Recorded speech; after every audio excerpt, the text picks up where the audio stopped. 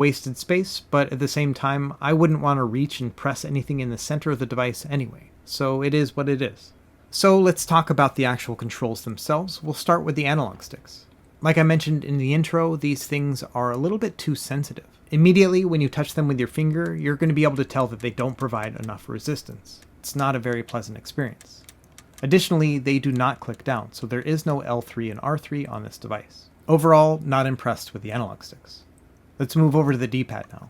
The biggest issue that people are having with the D-pad is the lack of travel. The fact is, when you push down on this rubber membrane connection, it's very difficult to tell whether or not you're pushing down all the way. Part of that comes from the fact that the D-pad sits flush with the device when you push down on it. It doesn't give you the tactile feedback that you would expect when you're playing a game. Unfortunately, this is an unpleasant experience to me. I don't like the fact that this D-pad goes so far down. Things like diagonals are going to be basically impossible on this D-pad. It's almost as if they just needed to push the D-pad up a little bit more so that you had better travel. What I wish they had done is use stiffer rubber membranes. Not only that, the D-pad itself is tiny. It's 18.17 millimeters. It's actually smaller than what you would find on the Nintendo 2DS. And it doesn't stop there. It's smaller than the PS Vita and much smaller than something like an Anbernic device. And that's kind of a shame because we have lots of space to work with here. It would have been better if they had a larger D-pad. And on my unit, the left part of the D-pad tends to stick every once in a while. Overall, I don't think they sized this D-pad correctly for the hole. Listen to this when I push down on it.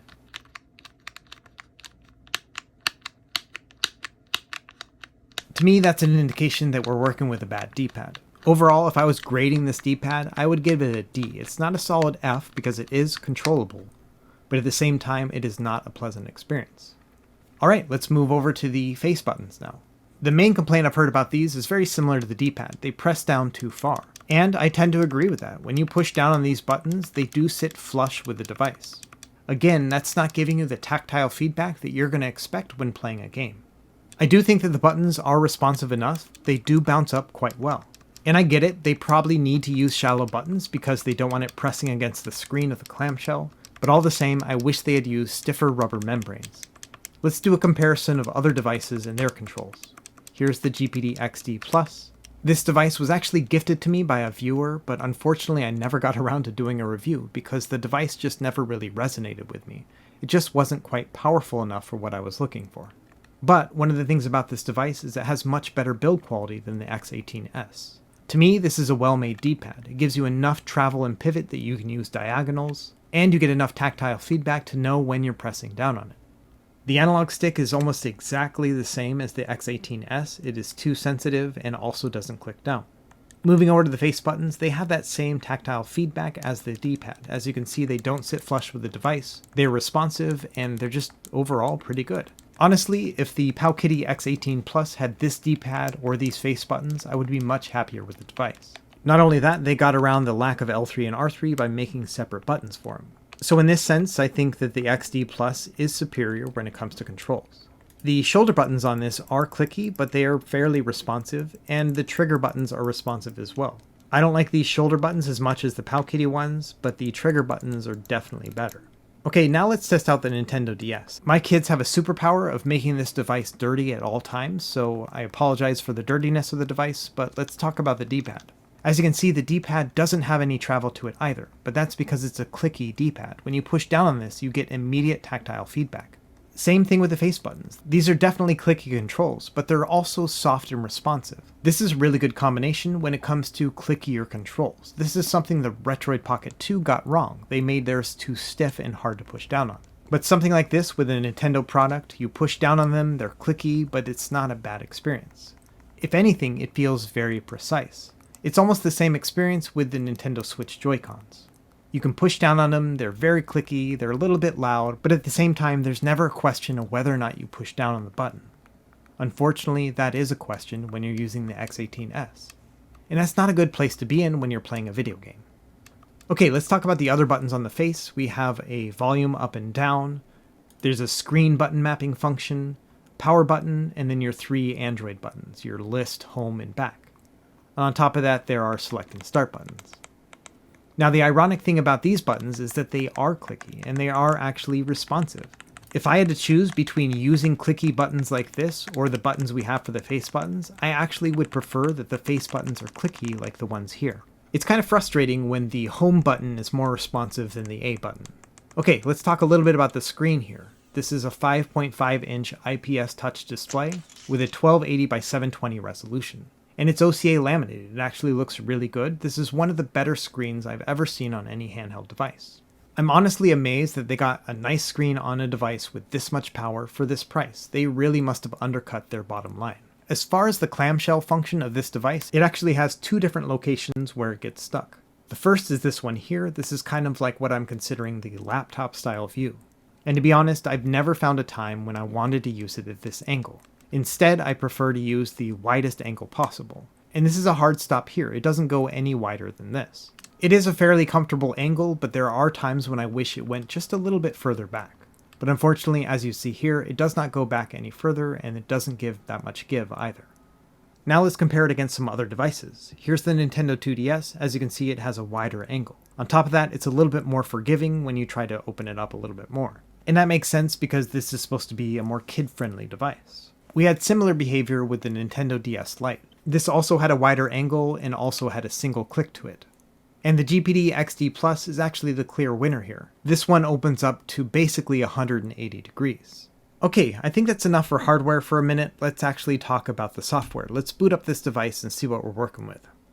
Now, this is an Android device, which means it's going to take a while to boot up. And the ROM they've installed on this is a version of Android 11 customized by Powkiddy themselves. But luckily, it's fairly easy to tweak yourself, which we'll do here in this video. Overall, as you can see, it takes about 33 seconds to boot up. And this is the custom interface that they've created. And honestly, I'm not a big fan. It comes with HappyChick and QQ already installed. These are apps that allow you to illegally download games onto your device. We're not going to use any of those apps. In fact, we're not going to use much of what's available within this firmware. There's actually a couple routes we can go. The first thing we can do is update the firmware. This is going to allow us to run the Google Play Store, and we'll also have bug fixes for things like their HDMI output. But secondly, there is custom firmware in the works for this device. The developer Black Seraph has been working on a custom version of Lineage OS for the X18S. He's also created other firmwares for the GPD Android devices. And just in the first 5 days of owning this device, he already has a version that's working pretty well. As of today, it's not been released to the public yet, but I expect to see it here pretty soon. And this will probably run faster and better than the current operating system. But for now, let's work with what we've got. First thing I'm going to do is insert an SD card into the device. And we have quite a few options when it comes to the SD card storage as well. First thing you want to do is swipe down from the top and select the SD card setup. And you have two options here. You can set it up for tablet or adoptable storage, or you can use it for portable storage. Let me talk a little bit about each of these. With adoptable storage, it basically expands the internal storage of the device itself. And this is helpful with Android 11 because some apps can't actually read the data that's on an external SD card. But there are some downsides. For example, if you flash a new firmware, it's going to make that SD card unusable. On the other hand, if you use portable storage, you can eject the SD card and put it into your PC and transfer files that way. But the issue is that many apps on Android 11 cannot access those files. So you'll either have to transfer them over to the limited internal storage, or you'll have to use special workarounds in order to access those files. It's up to you what kind of pain you want to go through. I've tried both styles, and honestly, I'm currently using the tablet or adoptable storage method. This allows me to share the data between the internal storage and the SD card. But I'm going into this knowing that I'm going to lose everything when I flash a new firmware, and I'm okay with that. But if you're just getting started, I would recommend trying out the portable storage option. It's going to be the less intrusive of the options, and you'll be able to transfer files over directly onto the SD card. But if you don't want to do that, let me show you how to transfer files directly onto the device from your computer. First thing you want to do is plug a USB cable into your computer and then into the device itself. Then pull down from the top, and you'll see something that says Android System charging this device via USB. Click on that option and then select Media Device MTP File Transfer. On your computer, you're going to see a pop-up that'll allow you to access both the internal shared storage as well as the SD card. And updating the firmware is super easy. Just go to the powkiddy.com website, click on the banner to get to the latest firmware updates, and then download the update. It's a little over a gig, so give yourself time to download that. From there, all you have to do is drag that update.zip file either onto the SD card or the internal storage of the device. From there, go back onto your device, go into the advanced settings, and scroll down to the About tablet section. There you're going to see something that says local software update. Click on that and then confirm that you are going to update and lose your data. And then it'll show either SD update or internal update, and then hit OK one last time. And that's about it. It's going to take a minute to load up the software itself, and then it'll ask you if you want to install it, and you say, yeah man, I want to do it. Altogether, this process will take about 20 minutes, and when you're done with it, it's going to make you set up the device as if it's brand new all over again. And setting this up is much like any other Android phone or tablet. You go in and set your Wi-Fi, you can set your wallpaper, and everything else. Once it's done, it's going to greet you with this ugly Powkitty screen again. But if you go into My Apps, you can see you now have the Google Play Store. And even if your device comes with the Google Play Store, I recommend updating to the most recent firmware version as soon as you get it. Like I showed you, it's super easy. Anyway, once you have access to the Google Play Store, go ahead and install whatever apps you want. I'm going to install a combination of games and launchers and emulators. When it comes to launchers, I'm going to choose ATV Launcher Pro. This is a $3 app that basically turns all of your apps into tiles. It makes it much easier to navigate. If you hold your finger down on any app, it's going to open up the sidebar on the right. You can select Launcher Settings, then Hidden Apps. Within here, you can hide whatever apps you don't want to actually see on your home screen. It won't uninstall them, but it'll just make it a little bit cleaner looking. Additionally, there's a Move section here, so you can move around your apps however you'd like. Personally, I like to show all my emulators first, then the Android games and streaming options and things like that. It's really going to be up to you. But in general, these are the apps I'm going to use in my testing. I'm going to use Retroarch for all the classic games, and then standalone emulators for things like PSP, Nintendo 64, and so on. Okay, a couple more things before we actually start gaming. First, let's talk about the sleep function. And it does work. You can close the clamshell and it's going to put the device to sleep. And that's pretty handy. That being said, the sleep mode does drain the battery fairly quickly. This is definitely not something I would recommend for overnight use. But if you need to close it for a minute or two, or just for maybe an hour, I think that's going to be fine. But in general, when you're done playing the device, I recommend powering it down. Now the device has an HDMI function as well. Early firmware versions had a problem where it actually would cause screen burn-in, but they fixed that with the most recent update. So like I said, make sure that you update your firmware as soon as you get it. Either way, the HDMI function works pretty well. This could potentially allow you to use this as a mini console. You could hook up a couple controllers via Bluetooth and then play on a TV, and that's a pretty cool concept. At the very least, it's something to keep in mind if this is important to you. Okay, now let's actually get into the gaming part. We're going to start with Retroarch. Now, Retroarch has quite a few caveats with it when you first set it up. For example, the controls aren't going to work properly, so you're going to have to go into the input settings and map all of the buttons manually yourself. You only have to do this one time, but it is a pain in the butt. And once you've mapped everything, you can go into the configuration file section and then select Save Current Configuration. That'll save all your input controls from then on out. And like I mentioned, unless you do a workaround, Retroarch is not going to read the data on your SD card if you're using it for portable storage. So honestly, if you're using portable storage, I recommend moving those files over to your internal storage anyway. And that's because the systems that really shine on Retroarch are going to be the classic systems, and those game files are relatively small.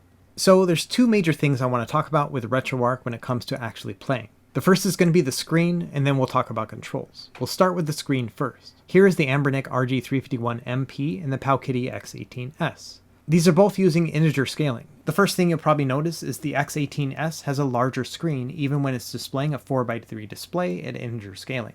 The other thing you're probably going to notice is that the coloring seems to be a little bit off on the X18S. Compared to the RG351MP, it's a little bit more of a greener hue. Honestly, when you're just holding the device and playing it, it's not something you'll really notice, but it is something I wanted to call attention to in case color balance is really important to you. Of all the devices I own, I do think the RG351MP probably has the best color balance overall. To me, this seems to be the most accurate of the displays. That being said, the Powkitty device isn't terrible. Now, here is the Powkitty RGB10 Max. This device has a 5-inch screen, but as you can see, the 5.5-inch display on the device below actually gives you quite a bigger picture when it comes to 4:3 systems like this.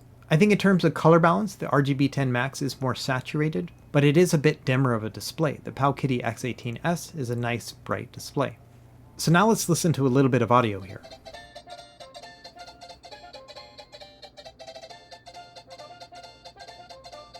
Overall, I think the audio is pretty good on this device. The bass isn't very rich, but the sound is pretty good. It's distinct in the high and the mid range. Now when it comes to controls, with Retroarch, I'm feeling some obvious input delay. And this is kind of a testament to me playing around with retro devices for the past year or so. I now can detect things like input lag, which I didn't feel when I first got, say, for example, the Retroid Pocket 2. But all in all, I'm feeling a delay when I'm playing this game. Now luckily, this processor is powerful enough that we can do something to fix it. If you go into settings and then latency, you can select run ahead to reduce latency. And I'm just going to keep the number of frames to 1. But even with a run ahead of 1, this feels so much better. In fact, it feels really good to play. This is one of the better Retroarch experiences I've had on a handheld, because the response is so good. Most of the devices I own cannot handle a run ahead like this, and because of that, this one just feels very responsive. I like it. So, across the board, I recommend using a run ahead of 1 on any of the systems that you're going to use in Retroarch. That little amount of latency correction is really significant when it comes to this device. I often hear about how bad input lag is on Android, and honestly, with this correction in place, it's not bad at all. I actually enjoy this. When it comes to gameplay, there's really not much to talk about. Everything plays perfectly. And setting up with integer scaling does allow you to have a very nice and big screen, but still having perfect pixels. So this is my recommendation if you're going to play Retroarch. Do it on integer scaling and put that run ahead on. After that, everything is going to look and play really well. So let's try some of the harder stuff. Let's start with PS1. This is running the standalone DuckStation emulator, and it's upscaled to 720p and running perfectly. And really, other than that, there's not a lot to talk about. This is running really well. So let's move on to some of the harder stuff. How about Sega Saturn? This is using the standalone Yabasan Shiro 2 emulator, and it's working really well too. This is also upscaled to 720p. A lot of your mid to upper tier games, things like Nights into Dreams and Panzer Dragoon, are running at full speed. The only one I ran into issues with was Sega Rally Championship. At 720p, I was detecting some slowdown as well as some audio stuttering. But if you just reduce the resolution to something like 2x instead of 720p, it runs perfectly. So overall, I would say Saturn is a big win on this device. Moving over to Nintendo DS, this is the Drastic standalone emulator. This is a paid emulator, but it works really well. One of the nice things about this is it shows you both screens at once if you want, and also you can use touchscreen controls. So really, not a lot of compromises when it comes to playing Nintendo DS games on this device. You can even upscale the resolution to high resolution, which gives you a 2x scaling. And if you have a game that works really well by seeing only one of the screens, like Mario Kart DS, you can do that as well. Overall, Nintendo DS is really good on this. Unfortunately, Nintendo 3DS is a different story. This is using the standalone Citra emulator, which is a free emulator on the App Store. And honestly, I couldn't find a single 3DS game that played at full speed. So unfortunately, 3DS is not very good. But you know what is really good is PSP. You can play this at 3x resolution, which is a 720p signal, and it works really well. Like, look at Outrun 2006, one of the harder games to play on PSP. It's eating up 3x resolution like a champ. There are no issues here when it comes to playing this game. It's actually quite a delight to play these games at 3x resolution. They look really good and they perform really well. Honestly, this is a great argument for all the people who say, just get a PS Vita, it can do everything. And sure, a PS Vita can play PSP games, but it cannot play them at 2x or even 3x resolution. These look so much better than they do on the PS Vita. And given the fact that they play at a 3x resolution, it's a really nice experience. Not everything's going to play at 3x. For example, God of War games need to be played at 2x. But even at 2x resolution with a 5.5-inch screen like this, it still looks much better than the PS Vita. You do get a bit of slowdown here and there with this game in particular, but overall it's a smooth experience. If you're looking for good PSP, this is the best handheld you can buy in terms of performance for under $200.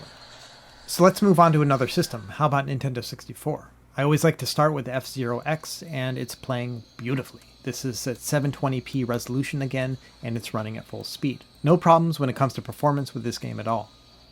Moving it up a notch, here's Cruisin' USA. This is also playing at a good frame rate. It does dip down every once in a while, but overall a smooth experience. And GoldenEye plays pretty well too. Not at 100% full speed, but still relatively smooth. But it's not a fun experience. In fact, GoldenEye has a completely different issue altogether. And I think now is a good time to talk about the practicality of these controls. On my unit, the trigger buttons are terrible. The left trigger is basically unusable. As you can see here, it gets stuck when I start playing it. And this is really, really frustrating. When you're in the heat of the moment trying to play a game, the last thing you want to do is to have a button stick down and all of a sudden just start pressing a bunch of times. And this is what's happening when I'm trying to play GoldenEye. I don't even have to push down the button, it's just firing my gun. And even though the R2 button doesn't stick, it's not that much better anyway. These two trigger buttons are frustratingly bad. And so how do we work around this? Number one, we could remap the buttons in the emulator themselves, but also we could try out this screen mapping tool. So you press the G button and then you move around the functions, and then that's basically how it works. So I'm going to move the trigger over to L1 instead of L2. And so there we go. Now I can actually use the shoulder button to fire the gun, and that's a much better experience. Of course, if you're going to use button mapping, it's going to keep all the controls on screen, which is a little bit annoying, but overall, this is a better solution than having to use the trigger buttons. But make no mistake about it, if you're going to use any game that requires trigger buttons, you're not going to have a good time. Okay, let's move over to Dreamcast now. We're going to update the resolution here. We're going to double it to 1280 by 960. And it works wonderfully. We're using the Redream emulator here, and the gameplay is very smooth. In fact, the gameplay is so smooth that performance becomes an afterthought, and this is really my goal anytime I try to do any sort of emulation. I want to be able to play a game and not have to look at the frame rate, and just be confident that it's going to play at full speed. And luckily, or should I say wonderfully, this experience is exactly that on Sega Dreamcast. It works really well. Well, it works really well for anything that doesn't require diagonals. Here you can see with Marvel vs. Capcom 2, I can't even pull off a Hadouken. Basically any move that requires a diagonal just doesn't work for me. So I have two options here. I can either just not play fighting games, or you'll have to resort to using the analog stick. And I know there's a lot of people out there who prefer analog sticks, so this may not be an issue for you, but for me, I'm a D-pad kind of guy, and this was really frustrating. Alright, let's move over to the star of the show, the one that everyone wants to know about, and that's Nintendo Gamecube. And I'm happy to confirm that yes, several Nintendo Gamecube games can work on this device. You have several different options when it comes to emulators. You have the official emulator on the Android Play Store, as well as MMJR and MMJR2. And all of these are tested with MMJR. And as you can see, the lower end games do play really well. Everything basically up to Soul Calibur 2. The first game that encountered a lot of slowdown was actually Wind Waker. For the most part, the game ran smoothly, but anytime there were other characters on screen, it would slow down things quite a bit. So it really comes down to personal preference. Are you willing to live with a little bit of slowdown in order to play Wind Waker on a portable device? That's going to be up to you. Either way, despite the slowdown, this game looks beautiful on this screen. Of course, if you try some of the harder to run games, F-Zero GX, it's just not going to be worth it. Overall, I would say about 50% of Nintendo GameCube games are going to be at least somewhat playable, and a good 25% of them are going to run really well. But the other factor to consider, besides just performance, is whether or not you're even going to want to play the game in the first place. A good example for this is Super Mario Sunshine. I had a really hard time playing this game. 1, the analog sticks were way too sensitive. 2, I hated having to use the triggers on the back. And 3, the face buttons are not very good either. And it's just unfortunate. Here I am, finally with a device that can portably play Super Mario Sunshine fairly well, and I honestly didn't want to do it, because the games just aren't very fun to play. I'm a stickler for good controls, and to be honest, these controls are pretty lousy. It made it so that I didn't enjoy this experience. And that's really unfortunate given the power of this device. Now, I chose not to play any PS2 games on this device, and that's a personal choice. Basically, I just don't feel good using the Daemon PS2 emulator because it uses stolen code. And so because of that, I chose not to test it. But luckily, there are others in the community who have tested PS2, and a Brazilian YouTuber named Victor Yemeni, he gave me permission to show off some of his footage on my channel here. So I'd recommend checking out his channel if you want to see more footage, but overall you can see here that some of the games work pretty well. In particular, Kingdom Hearts basically runs at full speed, and it looks like other games like Final Fantasy X are working pretty well too. A little bit of slowdown, but overall PS2 seems to be working on some games. Now this is just a handful of games. So far I've heard about 5, maybe 10 games that run at full speed, so don't get your hopes up when it comes to PS2. Okay, moving over to Android gaming, it works just fine. These games run really well. I didn't test Genshin Impact because it has a 13 gigabyte download file, and who's got time for that? But either way, you can see that Android games play pretty well. I wouldn't expect any less. And there was no way I'm going to play Call of Duty with these trigger buttons, but either way, you can see that Android games play pretty well. I would just stick to things like racing games, things that don't require triggers. A couple other things I did try are things like Google Stadia. As you saw in my intro, Destiny 2 was playing just fine through Stadia. But you can also stream other PC games directly onto your device. So this is pretty handy if you want to play some PC games without owning a PC or installing anything onto your device. So I also tried out some other streaming options. For example, Xbox streaming is very smooth.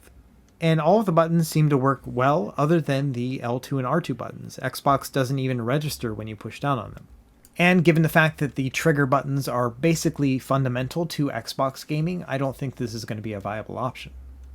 Now, the official PS4 Android app actually doesn't register any of the controls, which is what I was expecting. The touchscreen controls do work, and it seems to be pretty smooth, but overall, you're either going to have to use a third-party app like CHICA, or you're going to have to pair a PS4 controller to the device itself, and that doesn't make any sense to me, because you might as well just use a phone then. PC streaming also works. This is me using Parsec here. I'm streaming it from my PC running a Wii U emulator. And the gameplay is relatively smooth. The picture itself is kind of blocky and pixelated, but otherwise it runs smoothly.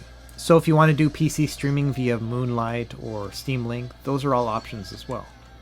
Alright, we've been at this forever, so let's go ahead and start wrapping up. Let's talk about what I like and what I don't like about this device. We'll start with what I like.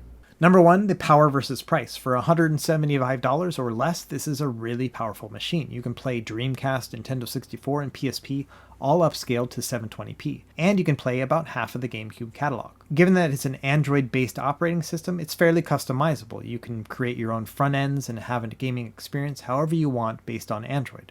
I really like the run-ahead feature on Retroarch. It does make the games feel really responsive. This is really good for 8-bit and 16-bit gameplay. The 5.5-inch touchscreen display on this device is really good. It's one of the best I've seen on a retro handheld. And I like that it's a clamshell. This is a mostly portable device. You can just close it up and take it with you, and that's a really nice feature for me. This is something I can just take around with me and maybe beat up the outside of it without worrying about cracking my screen.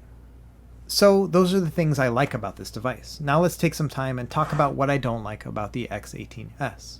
If it's not already very apparent to you, I don't like the controls on this device. The D-pad, the face buttons, the triggers, and the analog sticks, all of them have significant faults to them. I've had this device for about a week now, and I was hoping that I would adjust to them, but to be honest, I have not. I'm still weighing whether or not this is a deal breaker for me, but all the same, it's definitely not enjoyable.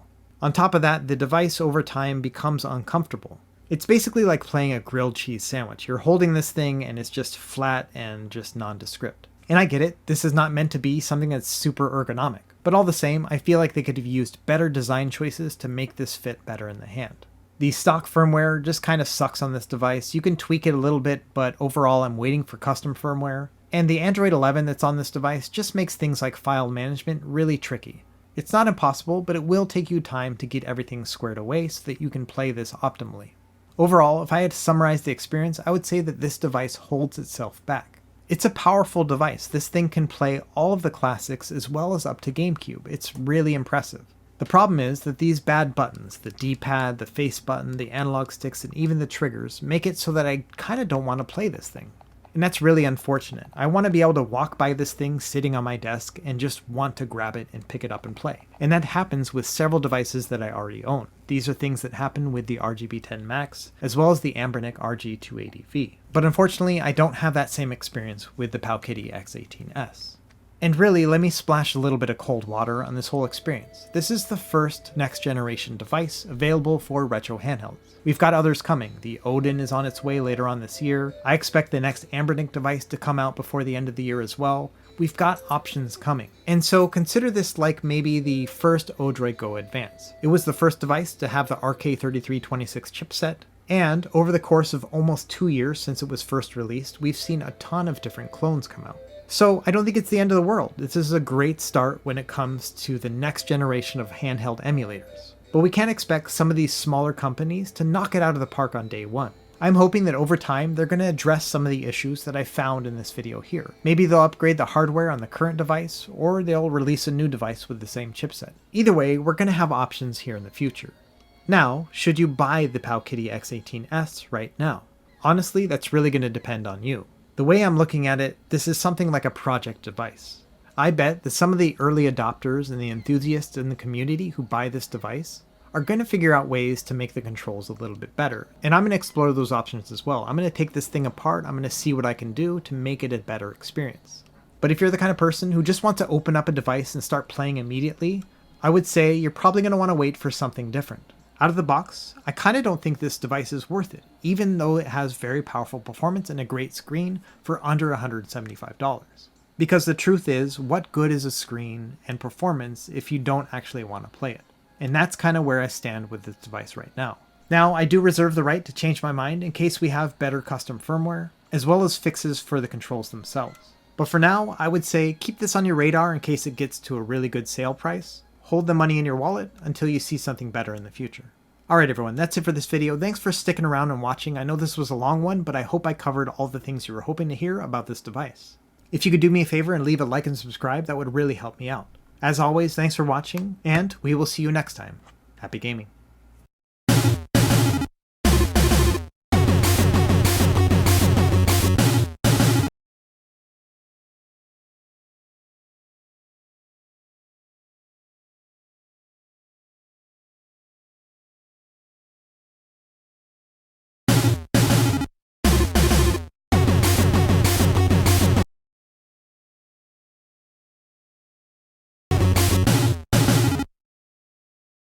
Hey everyone, this is Russ from Metro Game Core.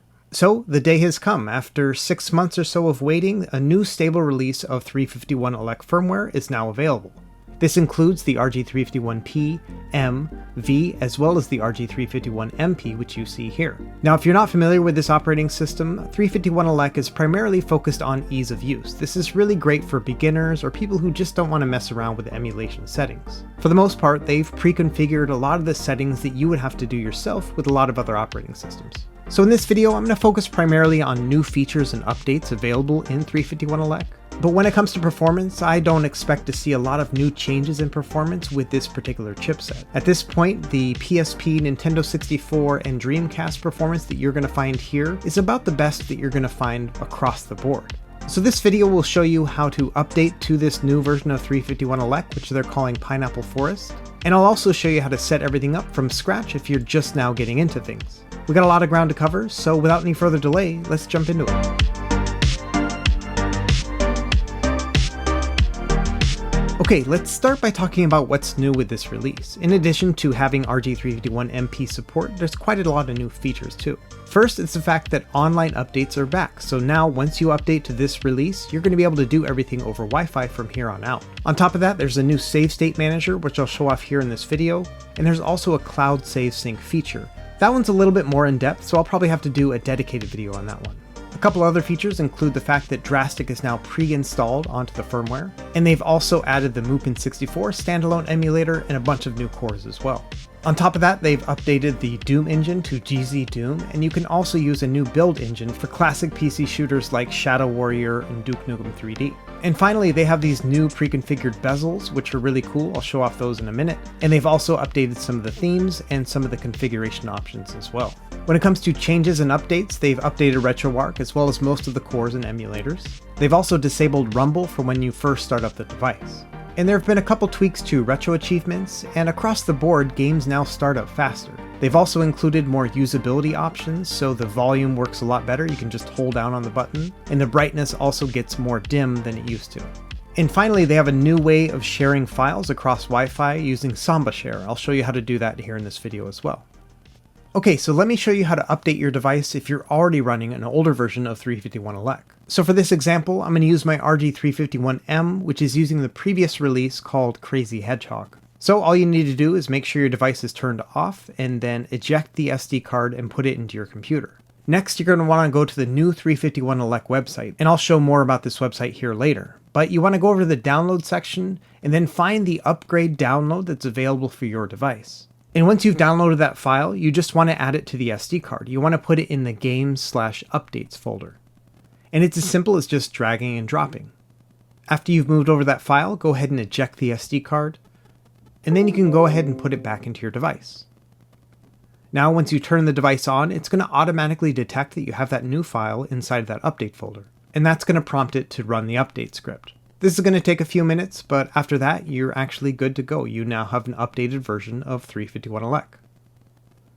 So that's the easy one. Let's talk about building this from scratch. So say you have something like the RG351P or the RG351M. For these two devices, you're going to need just one SD card. I recommend a 128 gig SD card, but you could also go up to 256 or even 512. And these cards are going to hold the operating system as well as all your game files. Now, if you have an RG351MP or an RG351V, these actually have two different SD card slots. And so while you're still going to want to have a larger card to put all your game files on, you can also use a second card, a smaller one, to put the operating system on. That's going to allow you to differentiate between the game files as well as the system files. So what we're going to do is install the operating system on the first SD card. They call it TF1 on the device itself. And then on the second card, we're going to put the game files. That one's the TF2 card. And we're going to use the RG351MP as our example. So let's go back to that 351elec website. This is a brand new website here. I'm going to show you a little bit more details here later. But for now, let's just download the newest version of 351elec. Now, I'm making this video to coincide with the launch of this new 351elec release, so that's why you still see Crazy Hedgehog here. But by the time this video releases, it's going to say Pineapple Forest, and then here you can download the fresh install for the P and the M, or the V or the MP. So depending on the device you own, just go ahead and download the fresh install of the corresponding file. And like I said, this is going to look a little bit different when the video actually releases. But either way, once you've downloaded the file, we're ready to go. So let's open up an app called Balena Etcher. If you don't have this installed, I'll have it in the written guide in the video description. From there, just go ahead and navigate to that image file that you just downloaded, and then make sure you have that newer SD card inserted as well. I'm using the RG351MP, so I'm using a 16GB card right here. After that, just go ahead and hit the flash button. It's going to ask you, do you really want to do this? And you say, yeah man, I want to do it. And it'll take a minute to run through the process. It's going to decompress the file and then flash it and then also validate it afterwards. But after that, you're done, and Balena Etcher is going to eject the SD card for you as well, so all you have to do is pull it out of your PC, and then put it into your device. If you're using an MP or a V, you're going to have 2 cards, but if you're using a P or an M, it's only going to have that one single card. After that, go ahead and turn on the device. From here, it's going to repartition the SD card, and also build out the folder structure so you can add your game files here in the next step. And once it boots into 351elec, you'll see there's not a lot of things you can do, and that's because we need to add the game files. So go ahead and press start to get into the main menu, then go to quit and shut down system. From here, let's go ahead and take out that larger SD card, put it back into our computer, and we can start adding some game files. Now, once you plug this card into your device, you're going to see a bunch of different game folders here. And these are the folders where we're going to put all of our games. And on the left here, you can see the games files that I have stored on my computer. I'm going to move these onto the SD card. Now, if you're not really sure what type of game files to use or where to put them, all that's covered in the 351elec website as well. What you want to do is go into that tab that says Systems up top. Within here, it's going to show you the system and the emulators, as well as all the different folders to put your game files in. So let's take one as an example. Let's go to Nintendo Entertainment System. Here you can see the name of the platform, and then also the 3 different available emulators, and the one that's in bold is the one they use by default. Next, you're going to see the name of the folder. That's where you're going to put your game files. And finally, on the right, you're going to see a list of all the game file types that are supported. So that's basically it. Make sure you have the correct file type and you put it in the correct folder. Now, in addition to game files, which you're going to have to find on your own, you're also going to want to add BIOS files. And these are system files that allow certain systems to run properly. You could either grab these from the card that came with your device, or you could find your own Retroarch BIOS pack and add them here. Either way, this is an important step to do for certain systems like Game Boy Advance and PlayStation 1. After that, it's just a matter of finding your game files and then moving them over. Like with BIOS files, I can't tell you where to get these game files. These are all copyrighted material. But it's as simple as taking your game files and moving them over to the corresponding folder. Here I'm moving over my Game Boy files, but I could also move over things like, say, NES. So I'll go to the NES folder, and then I'll grab my NES games, and I'll move them over into this folder. And that's basically it. This is all you really have to do. And every time you add the correct files to each of these folders, they're going to pop up on the operating system as you navigate it. Anyway, that's it in a nutshell. Let's go ahead and eject the SD card and put it into the device. Okay, so when we boot this up this time, let's actually record how long it takes to actually get to the operating system. And it looks like at this point it takes less than 18 seconds from the moment you press the power button to when you're actually navigating the menu. That's really fast. I think that's one of the fastest I've seen for any of these systems. Okay, first thing I want to talk about are the various things that you can configure about each of these menus, or themes as they call them in this device.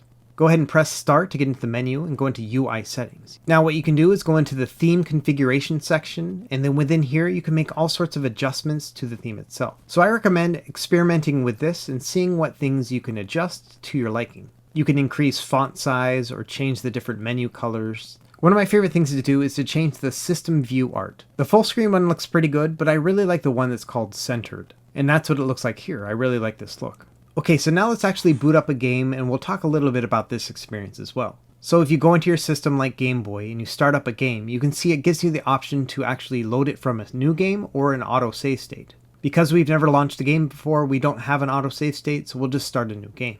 And let's also time how long it takes to start up a game in this one, and as you can see here, it takes a little less than 8 seconds to boot up. That also seems a lot faster than it used to. I remember when it used to take about 15 seconds. Now, this Game Boy game is shown in black and white, so let's see what we can do to fix that to make it a little bit more colored. What you want to do is press select to get into the view options, and then select advanced system configuration. And in here, at the very bottom, you can see there's a colorization option for Game Boy. And each of these options are going to be a different color scheme that's available. My favorite is called Special 1, so let's select that one. Now we'll go back and start up the game again, and we'll start a new game, and there you go, it now has a light green palette to it. This is one of my favorites here. So now let's talk a little bit about that autosave feature. If you go into the game settings here, you can see there's an option here that says autosave load on game launch. And right now it's selected to just show your save states every time you launch up a game. But if you wanted, you could just have it auto-save and auto-load every single time. You just set that to on. Or you have another option here that says show save states if it's not empty. Now that basically means that it's going to launch the game immediately if there are no save states, but if there are, it's going to give you that option. So let's try that one out. So say we start up a new game here, Contra Alien Wars on the Game Boy. And then once we're done playing, we hold down select and press start twice to get back to the main menu. Now, the next time we open it up, you can see there's an autosave. And this is basically made the last time we quit out of the game. So if we launch that, you can see we're exactly where we were before we turned it off. So that's a really handy feature if you want to try to just jump in and out of your games. Okay, so now let's talk about some of the different ways we can adjust the settings. The easiest one is just to press start and go into game settings. Now if you make any settings changes here, it's going to affect every system on the device. And for the most part, I'm not going to recommend that you make any changes within this menu here. Because for the most part, you're going to want to make changes that are specific to a system. For example, you want to change an emulator for a system or specific colorization options. Now there's a couple different ways you can get in that system menu, so let me show you those real quick. The first is to go back into that game settings section, and then you'll find a setting here that says per system advanced configuration. And within here, you can select your system and then make the changes there. But another way you can do that is actually within the system's menu itself. So say we go into the Game Boy Color section. Now, if we press the select button, we can select advanced system options. And now it's going to show us that same menu. These are all the Game Boy Color specific options.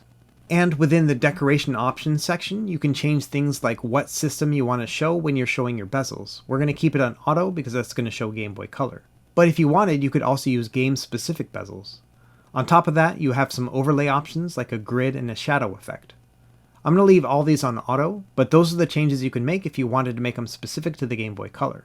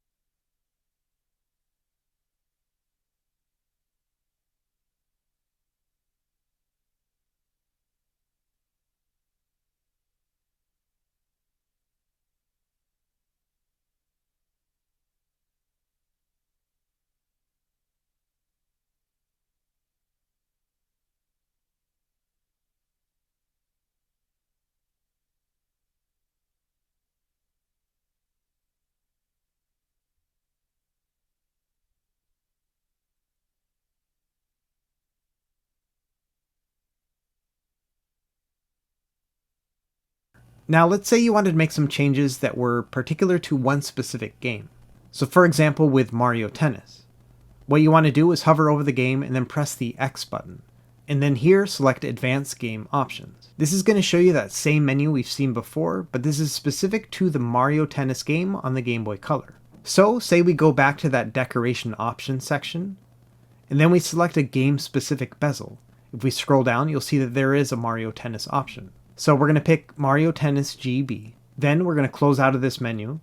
And now when we start up Mario Tennis on the Game Boy Color, it's going to have its own game-specific bezel. And here it is right here, and it looks great. Now, not every game is going to have bezels, but a lot of them do, and this is a really neat feature, and this is specific to 351elec.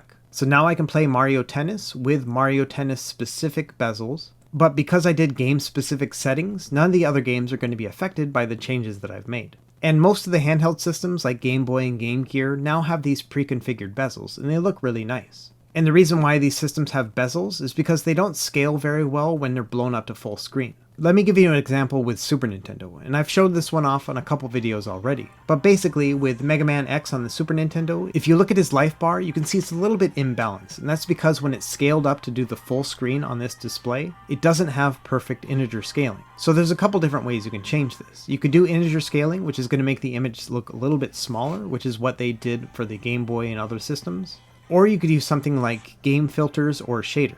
So let's go and press X and then go into Advanced Game Options. And within here you can see there's a list of different shaders that are available. Now there happen to be a ton of these, and some of these are not very good at all, but a couple that are very good are one called Band Limit Pixel and another one called Sharp Bilinear 2x Prescale. So we're going to try the Sharp Bilinear 2x Prescale one first. So I'm going to exit out of the menu here, and then I'm going to start up my autosave here, and as you can see the life bar is now fixed, it's perfectly balanced. With that being said, the image itself is a little bit blurry, so let's try something else instead. Let's try a filter. So I'm going to turn off that shader, and I'm going to go into the filter section. And filters work a lot like shaders, but they're a little bit more CPU intensive. I'm going to use this one here called Normal 2x, and then this one works best when you turn on bilinear filtering as well. So I'm going to go up to bilinear filtering and turn this one on. Once I've made those changes, I'm going to back out, start up the game again with the autosave. And here we are, we're back into the game, and as you can see, the life bar is also balanced again, but it's just a little bit sharper than that shader was. Now, like I mentioned, filters are a little bit more CPU intensive, so certain Super Nintendo games are not going to work well with this. But as you can see here, Mega Man X is still running at a solid 60 frames per second, even with this filter enabled. So if you get any sort of slowdown with any other Super Nintendo game, then you may have to turn this filter off. But for Mega Man X, it's working great. Now, another thing that's really important with certain systems is to choose the right emulator. So for Nintendo 64, that can make a big difference when it comes to performance. So let's go into the advanced system configuration here and look at all the emulator options we have available for 351elec. As you can see, there are 4 different Retroarch options, as well as 2 Retro Run options, as well as 2 different standalone emulators. The one I prefer to use is the bottom one here. This is standalone Movement 64 with the Rice backend. And unfortunately, this emulator will not show you the frames per second, but I can tell you from the music that this game is running at full speed. And this is about the best performance you're going to get for Nintendo 64 on any of the different firmwares. Another firmware I really like on this device is called ArcOS, and it also runs the same emulator. So I would say at this point the performance between these 2 firmwares is about equal. And that's pretty awesome, because no matter what firmware you decide to use, you're going to have great performance. Okay, so now let's talk about a little bit of the options you have available when it comes to networks. One of the new features in this newest release is something called Samba Sharing. If you look here under the network settings, you have a host name, and this is RG351MP. Now what we can do is use this host name to connect directly to the device when it's connected to the network. So while the device is still running, I'm going to go back onto my PC, and in this window here, I'm going to type in RG351MP. That's the host name. And as you can see here, I'm connected directly to the device, no need to FTP or use a password or anything else like that. If it does ask you for a password, just go ahead and type the word guest. This is really handy if I want to add a new game ROM without having to take out the SD card. Now, while I'm still connected to the network here, there's a couple other things I could do. For example, I can go into the updates and downloads section, and this is where I would go to update the device itself. You can use the update channel to download a new release if they have one available. You can also go in here and download new themes. So if you want to try out a different theme other than the one that comes initially with 351elec, this is where you can go to download new themes. There's also a package installer section, but this one's actually being phased out according to developers, and that's because Portmaster is kind of replacing that. So let me show you how to use Portmaster. Back on that 351elect website, if you go into the Systems tab, you'll find a Portmaster option on the left. And Portmaster is a project by the developer of ArcOS, but they've also made it compatible with a lot of 351elect. As you can see from this table, almost every port that's available also works on 351elect too. And so if you want to try out any of these ports, you can actually go to the right here and select Portmaster Instructions, and it'll take you to the Portmaster webpage, and it'll show you specifically what game data files are required in order to run that port.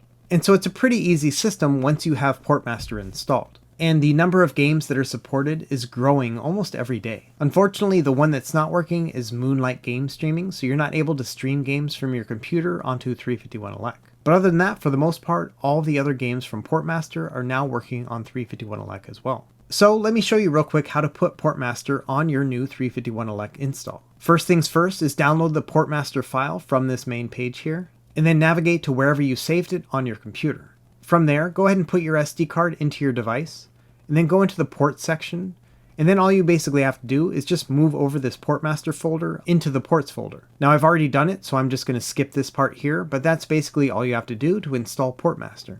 Then put the card back into your device, navigate to the port section, and there you can find Portmaster. Make sure you're connected to the internet, and then you can start it right up. And within here, you can pick whatever game you want to install the base files for. For the most part, this won't install the actual game, but it'll install all the game folders you need, and then you'll put your data files inside of that. So for example, I'm going to download Cannonball. This is an Outrun port that's available in Portmaster. Once I have it installed, I just need to move over my game data files, and then I can boot up the game.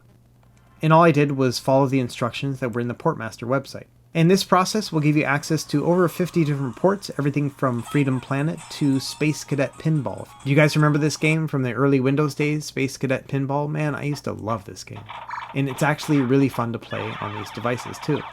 Okay, one other feature that I thought is worth mentioning. If you have an RG351P or an M, one of those that only have one SD card, you can actually take your 351elect card and put it in the second SD card slot of the RG351V. And now, when you boot this up, it's actually going to read that 351elect card as if it was a second SD card. What this means is that if you're going to upgrade into the RG351V from one of the other devices, you're actually going to be able to preserve all of your games as well as all of your saves. And so, if you happen to own two of these devices, you could swap the card between the two devices and maintain your saves. Or it would give you a really easy path to upgrade to the RG351V. Now this also works in the RG351MP, but it hasn't been tested as much, so the developers are a little bit hesitant to say that it works fully. Either way, I thought that was a pretty cool feature. Alright everyone, I'm going to wrap things up here. I know I've been slamming you with a bunch of information here, but I just want to reiterate one more time that the 351elect website is going to be your best bet when it comes to any sort of questions you have about this firmware. They've spent months updating this website and getting every little thing that you could ever think about all together on one page. And I gotta say, it's really well done. They've got nice hotkey maps and all sorts of different menus to talk you through all of the different options that you have available within 351elect. So if you have any questions, I would recommend going to this website or checking out their Discord server, which I'll also have linked in my written guide in the video description. Anyway, that's about it for this video. I really hope you enjoyed it, and I'm pretty excited about this new version of 351elect. Like I mentioned in the beginning of this video, this is one of the easiest firmwares to jump right into, and that's because they've made everything so easy to configure right there in Emulation Station. So let me know if you have any questions in the comments below, and be sure to like and subscribe if you found this helpful, and we will see you next time. Happy gaming!